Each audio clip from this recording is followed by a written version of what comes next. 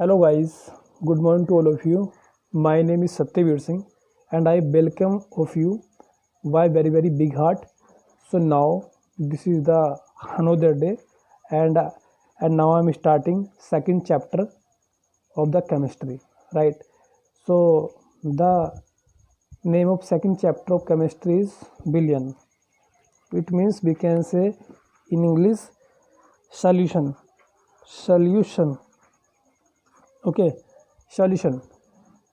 Billion you can say allegation. So allegation, this is one of them very important chapter for you guys. If you will keep up this topic, then you can understand very easily. So now I am going to explore what is the in this chapter. So first of all, there is a introduction और concentrativity, solubility और ये अणुसंख्या गुणधर्म, असामान्य molar द्रव्यमान, आदर्श व अनादर्श विलयन, okay, आदर्श व अनादर्श विलयन, ओके, एंड स्थिर क्वाथी मिश्रण. So guys, we will study about these topics, and these topics is not these topics are not so easy. There is something different. We have so many numericals, we have so many things are there and understandable, and believe in me, this chapter belongs to our real life and very important for you. Okay, so first of all, I am going to introduce this chapter because as you know, in the starting I started something about the introduction of the chapter. So in the introduction, guys, in the introduction, you know, mixture, what is the mixture, what is the solution, what is that solvent, मतलब ये चीज़ें पढ़ते हैं हम. जैसे मान लीजिए अगर हम पानी में जल ले लेते हैं, थोड़ा वाटर, और वाटर में अगर हम चीनी मिलाते हैं तो क्या वाटर क्या हो गया, जिसमें मिलाया, चीनी क्या जिसको मिलाया, और जो उनको दोनों घटक क्या मतलब होता है भाग, दोनों घटकों को हमने मिलाया और आपस में एक चीज़ बनी, क्या बना, वो मिक्सचर बना, राइट. तो अब मिक्सचर में बच्चे यहाँ कंफ्यूज बहुत रहते हैं कि बिलियन में मिक्सचर में क्या अंतर है, तो मैं आपको बता देता हूँ, ठीक है.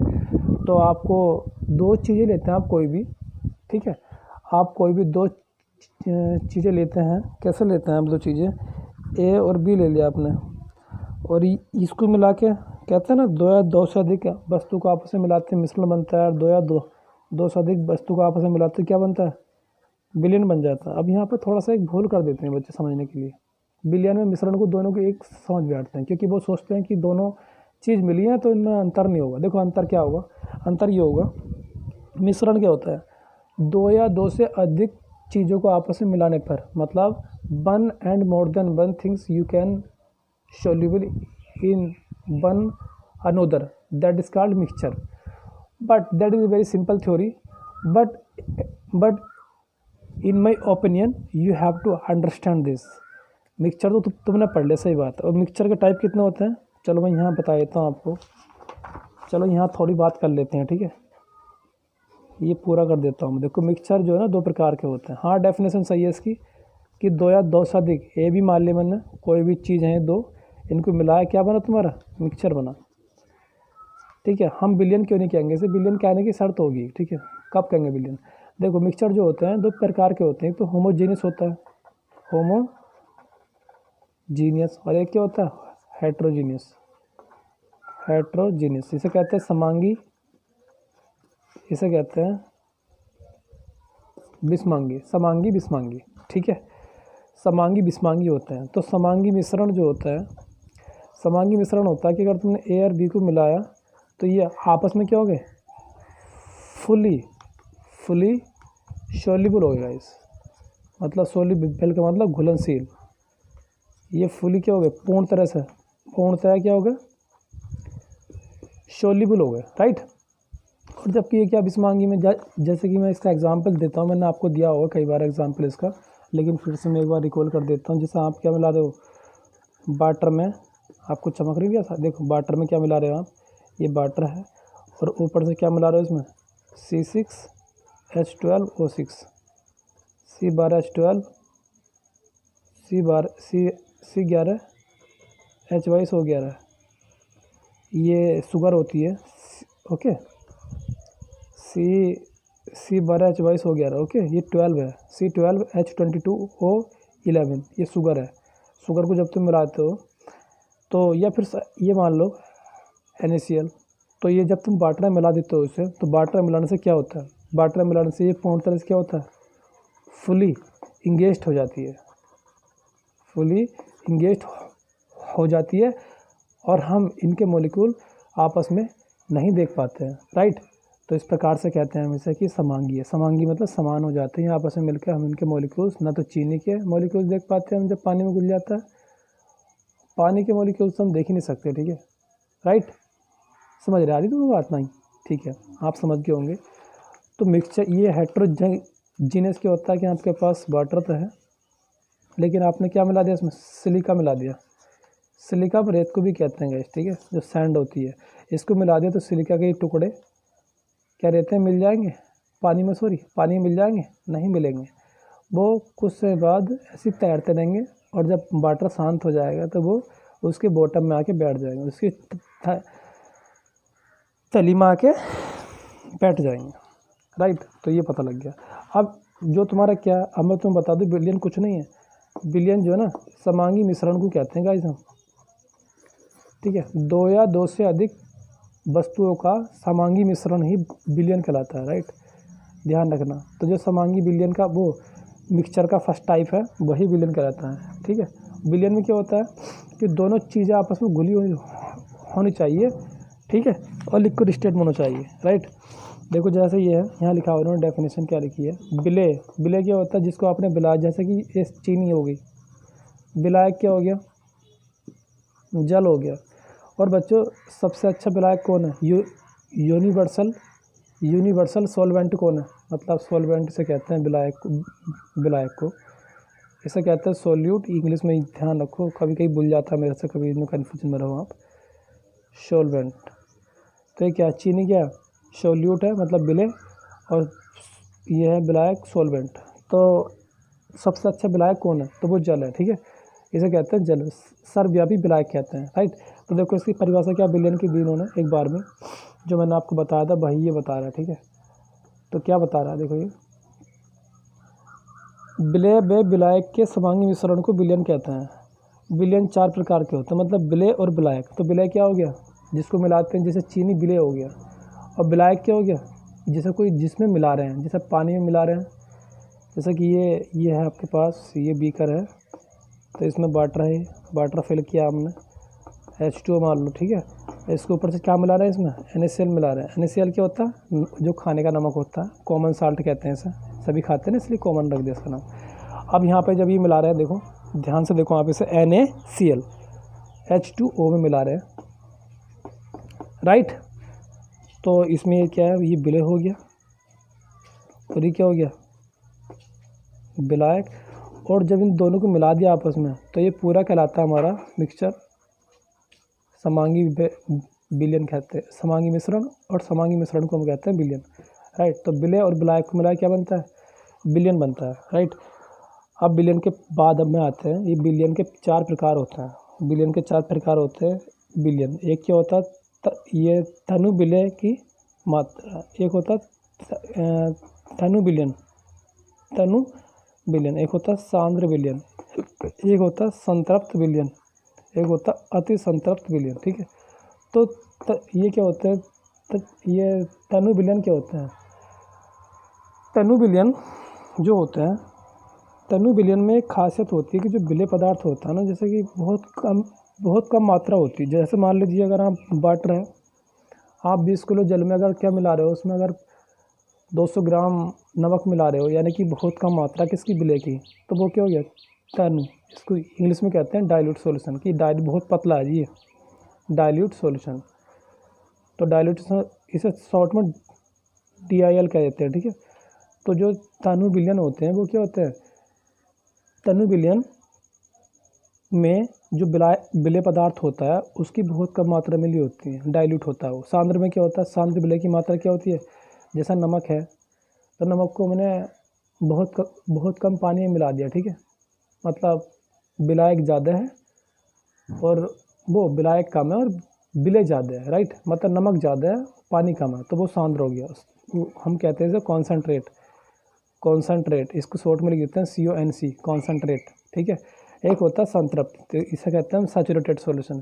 सैचुरेटेड, आप मेरी बात पे जाइए और एक कॉपी ले लीजिए आप, क्योंकि जब तक आप नहीं लिखोगे, until you will not write on the copies yourself, until then you will not become a very good students, okay, because when we write, so our mind work very well, and if you don't write, then your mind is not work, you are only conscious but not subconscious, right? So I think you don't know what is the subconscious conscious, but guys, this is truth, okay. You can check on the YouTube, okay, what is the subconscious mind and which is the conscious mind. It's very important theory for you, okay. So because as I know, the study, we do only study about PCM, other subject, mathematics, but in my opinion there should be study in a school of related mind, because mind is very very unique things of us. So I think I recommend you, sometimes you can watch some videos about related mind, because mind is very powerful, okay. What do you think? It depends on your mind, okay. So leave it, but you can check what about mind, okay. Yes, तो बेटा इसमें क्या है, तनु विलयन क्या होता है?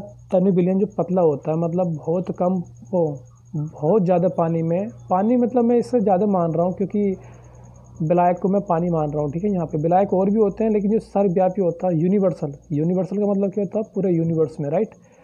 तो सबसे ज़्यादा इसी यूज़ करते हैं, हर चीज़ इसमें मिलती है। आप खाना बनाते हो तो इसमें मिलाते हो सब चीज़ें, ठीक है, नमक मिर्च इसे मिला देते हैं, सब कुछ इसे मिलाते हैं, राइट, ठीक है। तो जिसमें विलेय पदार्थ की मात्रा विलायक और विलायक की मात्रा से बहुत कम होती है, मतलब विलेय बहुत कम होता है। तनु विलयन पतला, सांद्र क्या मतलब गाढ़ा, कॉन्सेंट्रेट बोल दीजिए, मतलब गाढ़ा कब होगा? जैसे कि आप बहुत ज़्यादा नमक, मतलब विलेय बहुत कम पानी मिला रहे इधर, ठीक है, वो कॉन्सेंट्रेट होगा। और संतृप्त विलयन क्या होगा? सैचुरेटेड, अधिकतम मात्रा जो विलायक में घुल सके, मतलब अधिकतम मात्रा जो विलायक में घुल सके। अधिकतम तुम समझ लो कितनी, मान लीजिए पानी है, पानी में आपको चीनी मिलानी है, जहाँ तक आप मिला दें उसे, और आप क्या हो गया? अति संतृप्त, क्या फिर ये hyper saturated solution, this is saturated solution, this is hyper saturated solution, H hyper saturated solution. तो अधिकतम से अधिक मिलाने पर, ये लिख रहा है यहाँ पे विलेय पदार्थ की न्यूनतम मात्रा है, सब लिख रहा है, ठीक है। तो विलयन के प्रकार यहाँ बता दिए मैंने कि जो उनकी कॉन्सेंट्रेट कितना गाढ़े हैं, कितने पतले हैं। तो ये तनु विलयन पतला, सांद्र विलयन से ज़्यादा गाढ़ा, ये इसमें जितनी मिला सकते हो, इसमें अधिकतम से अधिक, राइट, ठीक है। तो देखो मैं बता देता हूँ, अब तुम सोच रहे होंगे अधिकतम से अधिक कैसे मिल जाएगा, तो इसका एक रीज़न है मेरे पास। जैसे मान लीजिए आपकी चीनी है, अब चीनी आपने पानी में मिला दी है, फुल मिला दिया, मतलब पानी में अब चीनी नहीं मिलेगी, है ना, क्योंकि पानी सोख लिया किसने? चीनी ने, अब्जॉर्ब कर लिया अपने अंदर, घुल गई वो पूरी। बट अब उसके बाद में चीनी नहीं घुल रही है, अब आप कैसे मिलाओगे? अधिकतम तो यहीं बोल देता आपने, तो फिर आप कैसे मिला पाओगे? तो इसका एक रीज़न है, आप एक काम कीजिए, इसे ताप से गर्म कर दीजिए, इसको आप टेम्परेचर दीजिए, ओके, गिव द हीट। और जब तुम इसे हीट दे दोगे ना संतृप्त को, सैचुरेटेड सॉल्यूशन, तो ये हीट होने के बाद में जो तुम्हारी पानी में चीनी मिली हुई थी ना गाइस, तो वो थोड़ी मेल्ट हो जाएगी, और मेल्ट होने के बाद में आप उसमें और चीनी मिला सकते हैं। इसलिए कहते हैं कि अधिकतम से अधिकतम मिला सकते हैं, राइट। आपको ये कॉन्सेप्ट पता लग गया होगा। अब आगे आ जाओ। पदार्थ की अवस्था के आधार पर विलयन के 9 प्रकार होते हैं। पदार्थ की अवस्था कितनी होती है गाइस? 3 होती हैं, 3 होती है ना पदार्थ या मैटर। कौन कौन सी? Solid, liquid and gas, solid, liquid and gas, right. तो सॉलिड, लिक्विड, गैस होती है, सॉलिड, लिक्विड, गैस। तो यहाँ पे मैं बता रहा हूँ आपसे, तो कितने होते हैं? पहले मैं एक काम कर रहा हूँ, देखो तुम भी ऐसे करना, पहले आपने तो पढ़ा है, पहले सॉलिड सॉलिड लिख लेना, सॉलिड सॉलिड, फिर लिक्विड लिक्विड लिक्विड लिक्विड, फिर गैस गैस गैस। सिंपल है याद करने के लिए। पहले ठोस ठोस 3 बार, फिर द्रव 3 बार, फिर गैस 3 बार लिख लेना। फिर यहाँ पे विलय, ये विलायक लिख दिया मैंने। अब विलय, विलय क्या है, पहले ठोस द्रव गैस लिखा, फिर से स्टार्ट किया, ठोस द्रव गैस, मतलब ठोस द्रव गैस, पहले ठोस ठोस लिखा 3 बार, द्रव द्रव द्रव गैस गैस। अब यहाँ पे ठोस द्रव गैस, अब सेम से लिखो ठोस द्रव गैस, अब फिर सेम लिखो ठोस द्रव गैस, राइट। अब याद हो गया होगा हमको। तो ये क्या हो गया, मतलब विलायक भी और विलय भी, यानी कि यहाँ पहला क्या, ठोस का ठोस में, ठोस में ठोस का, क्योंकि ठोस में मैं बोलूँगा ना, क्योंकि विलायक में होता है, ठोस में ठोस का। तो ठोस में आप ऐसे पढ़ लीजिए, ठोस में ठोस का, ठोस में ठोस का, ऐसे पढ़ लीजिए सर। ये क्या जाएगा, ठोस में द्रव का, ऐसे पढ़िए सर, आप समझ में आ जाएगा, ठीक है। तो ठोस में द्रव का मतलब, ठोस का मतलब क्या है कि भाई आपके पास जो ठोस में द्रव का मतलब जो विलायक है वो ठोस है, और जो विलय है वो भी ठोस है, राइट।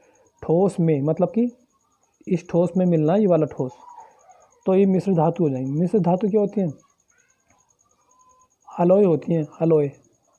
अलॉय क्या होती है, जब ठोस को ठोस में मिलाते हैं, मतलब जैसे मिश्र धातु, जैसे कि कापर को लोहे में मिलाते हैं, आयरन में, या फिर आयरन को लोहे में मिलाते हैं, सॉरी कापर में मिलाते हैं, तो इस प्रकार से। तो ठोस और ठोस होते हैं दोनों चीज़, विलय भी और विलायक भी।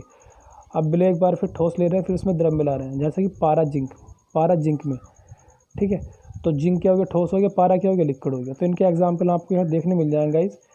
फिर आगे क्या, ठोस द्रव, ठोस में गैस का, तो ठोस में गैस का मतलब क्या, गैस ठोस का ऊर्ध्वपातन I2, जैसे कि I2 है ना, I2 वो ठोस में गैस का ऊर्ध्वपातन होता है।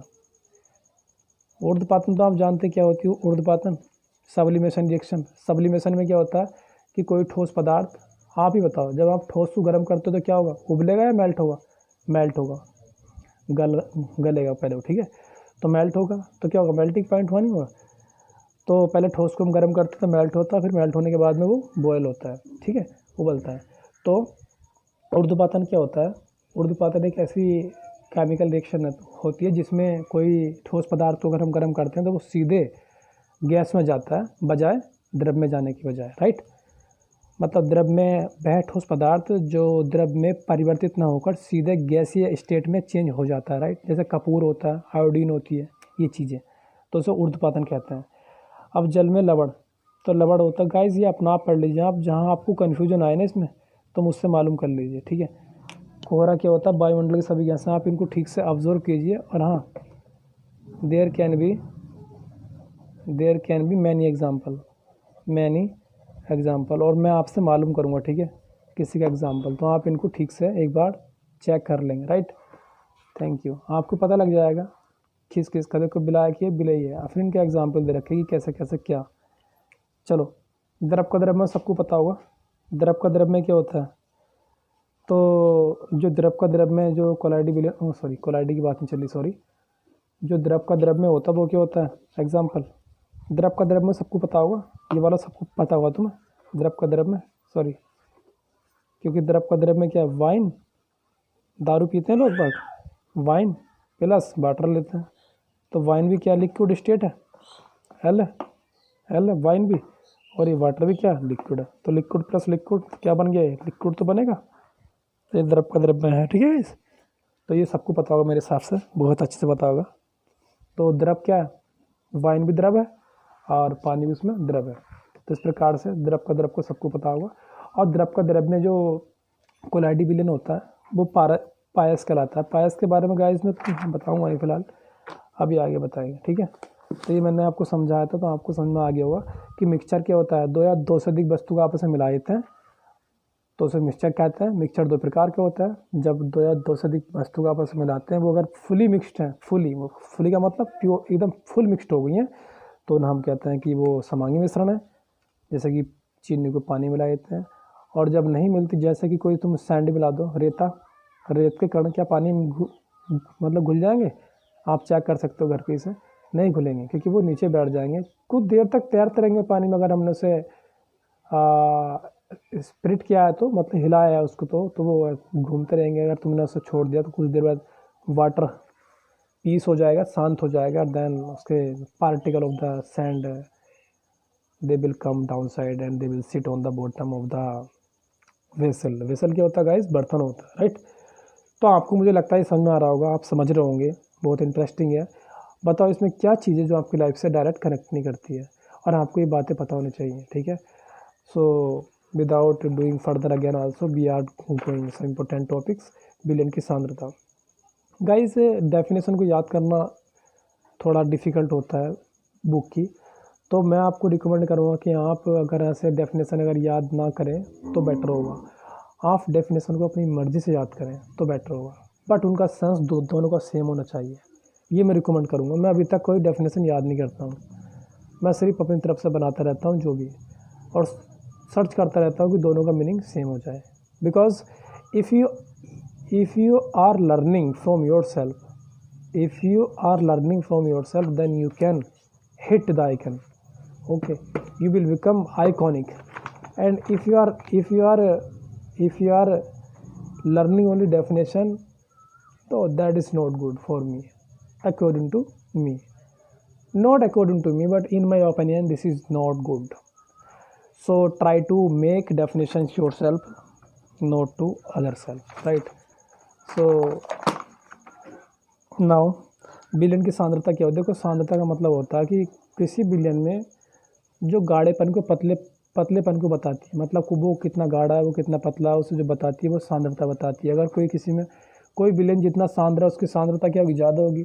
कोई बिलियन जितना मतलब जिसकी सांद्रता कम है, सांद्रता का मतलब वो पतला होगा, पतला मतलब धनुष बिलियन होगा। तो किसी बिलियन की सांद्रता क्या बताती है? उसके गाढ़ेपन को या पतलेपन को बताती है। यदि किसी बिलियन की सांद्रता कॉन्सेंट्रेशन अधिक है तो उसकी सांद्रता ज़्यादा है, और जिस बिलियन में उसकी सांद्रता कम है तो वो क्या है? पतला बिलियन है, तनु बिलियन है, राइट। तो आपको पता लग गया होगा इस बात का। फिर अब इसके बाद में हम डेफिनेशन पे आते हैं। सो इसकी डेफिनेशन क्या होगी? देखो, सांद्रता विलय की वह मात्रा है जो निश्चित आयतन के बिलियन में घुली होती है। मतलब सांद्रता विलय की मात्रा है। विलय की मात्रा का मतलब है, विलय की मात्रा का मतलब मान। जैसे कि आप कहोगे कि मुझे 40 किलोग्राम मात्रा में चावल चाहिए, मतलब आप जो चावल की मात्रा मतलब कितनी वेट है उसकी वो ले रहे हैं, ठीक है, वेट। तो सांद्रता मापने के निम्न इकाइयाँ होती हैं। जो सांद्रता होती है, बड़ा इंपॉर्टेंट टॉपिक है। सांद्रता को मापने के कुछ अपने स्टाइल होते हैं। इसे कहते हैं कॉन्सेंट्रेशन बोल देते हैं इसे, या शॉर्ट में लिखते हैं CONC। डॉट जरूर लगाते हैं, ठीक है। जब तुम कोई वर्ड शॉर्ट में लिखते हो तो बाद में डॉट जरूर लगा देते हैं। इससे पता लगता है कि ये वर्ड अभी इनकम्प्लीट है, आगे लिखा जाएगा, राइट। तो सांद्रता विलय की वह मात्रा है जो निश्चित आयतन में, मतलब आयतन का मतलब कुछ भी होगा। जैसे ये बोतल है मेरे पास, ठीक है। अब इस बोतल में Johnson baby, actually my niece is here at my home, so she has बोतल and I am sitting here on the cot. So this बोतल, so without doing further we can open this, and open, there is some volume of this, and we have putting some powder in it, okay. We have put in some powder in it. So how much powder will come? That is the volume of this bottle, okay. Let's close it because she will cry after. Thank you. Listen, तो सांद्रता क्या होती है? जो सांद्रता विलय की वह मात्रा जो निश्चित आयतन के बिलियन में घुली होती है। सांद्रता मापने, देखो आप क्या करते हो? नापने का मतलब क्या होता है? अलग होता है। नापना अलग होता है, मापना अलग होता है। तो हम यहाँ पे मापने का यूज़ करेंगे। नापना क्या होगा? नापना एक चीज़ होती है, जैसे कि अगर हम जंगल जा रहे हैं तो जंगल में एक लोग ज़मीन नापते हैं तो नापना होती है। लेकिन अगर हम कुछ वेट कर रहे हैं, कुछ कर रहे हैं, तो मापना कहते हैं, राइट। तो यहाँ पे मापने का यूज़ करेंगे। फिजिक्स में मापन करते हैं, मेजरमेंट, राइट। तो जो कॉन्सेंट्रेट है ये बताती है किसी बिलियन में विलय की कितनी मात्रा है। अगर विलय की मात्रा ज़्यादा है तो बिलियन गाढ़ा होगा, कॉन्सेंट्रेट होगा। और विलय की मात्रा विलय पदार्थ की मात्रा कम है तो वो क्या होगा? डाइल्यूट होगा, तनु होगा जी। अब इसको मापने कुछ यूनिट्स होती हैं। नंबर 1 क्या? मोलरता है। तो मोलरता को हम एम से रिप्रेजेंट कर रहे हैं, कैपिटल एम से। 1 लीटर बिलियन में उपस्थित विलय के मोलों की संख्या। मोल क्या होते हैं, फिर से मैंने बताया कि किसी पदार्थ की बेहद छोटी छोटी मात्रा जो अधिकतम बहुत छोटी होती है उसे हम मोल कहते हैं। ठीक है, तो किसी पदार्थ की बहुत छोटी मात्रा को मोल कहते हैं। राइट, तो 1 लीटर में 1 लीटर बिलियन में उपस्थित मोलों की संख्या। अब मोलों की संख्या हम कैसे निकालते हैं, चलो पहले मोल प्रति लीटर इसका मात्रक होता है, तो मोल प्रति लीटर, विलय के मोल ऊपर क्या होगा, विलय के मोल अपॉन बिलियन का आते हैं लीटर में। अब आप देखो, मैं आपको फॉर्मूला बना देता हूँ। ठीक है, आपके लिए बना देता हूँ। मैंने क्या बताया अभी, विलय के मोल, विलय के मोल बताएं और गुणा में बिलियन का आयतन, बिलियन का आयतन किस में, बशर्ते ध्यान रखना लीटर में होना चाहिए, लीटर में। तो ये क्या कहलाती है, हमारी मोलरता कहलाती है। ठीक है, अब विलय के मोल, मोलों का फॉर्मूला बताया मैंने आपको। क्या बताया मोलों का फॉर्मूला, देखो इसे ऐसे लिखना। ठीक है, थोड़ा सा हटा के दर को, यहाँ एकदम जस्ट नीचे लिखा हुआ तो आप समझ नहीं पाओगे। मैं तुम्हें कुछ समझाना चाह रहा हूँ बच्चों, तो आप समझ जाओ। देखो अब यहाँ पे क्या विलय के मोल है, विलय के मोल है, तो आप ये फॉर्मूले समझा रहा हूँ, आपको समझ में आ जाएगा। विलय के मोल, तो मोलों की संख्या क्या होती है, भार बटे अणुभार, यानी कि किसके, विलय के, क्योंकि दो ही तो घटक होते हैं बिलियन के। अगर आपसे मालूम किया बिलियन के घटक क्या होते हैं, विलय और विलायक, सिंपल। तो यहाँ पे विलय के मोल, तो विलय के मोल कैसे निकलेंगे, विलय का भार, राइट, क्योंकि आपका फॉर्मूला है मोलों की संख्या का भार बटे अणुभार। अब किसके भार, तो विलय के, विलय के भार बटे विलय के, विलय का अणुभार, विलय का अणुभार। अब गुणा बना पौन, अगर यहाँ होता विलायक तो विलायक का भार बटे विलायक का अणुभार, क्योंकि मोलों की संख्या फॉर्मूला होता है भार बटे अणुभार। राइट, हाँ। अब देखो, और ये नीचे आएगा बिलियन, बिलियन का आयतन लीटर में। ठीक है, बिलियन का भार, तो भार जो होता है स्पेशली डब्ल्यू से रिप्रेजेंट करते हैं। लेकिन अगर वो भार क्या विलय का हो, तो विलय क्या होता है, स्मॉल से करते हैं, विलय विलय के सब, अणुभार इससे करते हैं, ध्यान रखना। और अपॉन आयतन होता है बी, किस में, लीटर में, लीटर में आयतन। ठीक है, तो ये हो गया फॉर्मूला, ध्यान रखना। जो विलय के होते हैं, विलय, विलय छोटा ही होता है ना, तो विलय के छोटे से रिप्रेजेंट करते हैं। ठीक है, हाँ, जैसे कि अगर विलय के मोल निकाल ले, मोलों की संख्या क्या होती है, मोलों की संख्या रिप्रेजेंट करते हैं जैसे स्मॉल है ना, तो भार बटे अणुभार है, यानी कि ये देखो, इसे याद कर लो, भार बटे अणुभार, ये किसके हैं, विलय के, विलय के। तो विलय में क्या होती है, हर चीज़ छोटी होती है, जितने भी ये संकेत हैं, सिंबल हैं, सब छोटे होते हैं। और देन विलायक में, विलायक के मोलों की संख्या होती है मोल, मोल, ये किसके मोल हैं, विलय के। तो यहाँ पे बस सेम होता है, बट बड़े बड़े होते हैं सब। राइट, ध्यान रखना चाहते हैं आप लोग। तो मैंने यहीं लिखा है, तो डब्ल्यू बटे एम बटे ये फॉर्मूला बना दिया आपके लिए मैंने, और आपको सिंपल होगा। राइट, तो ये आपको समझ में आ गया होगा। चीज़ें क्या है, एम क्या, देखो विलय का मात्रा या भार बोल दीजिए, इनने भार लिख रखा है, मात्रा भार लिख दीजिए आप, कोई फ़र्क नहीं पड़ता मात्रा भार से।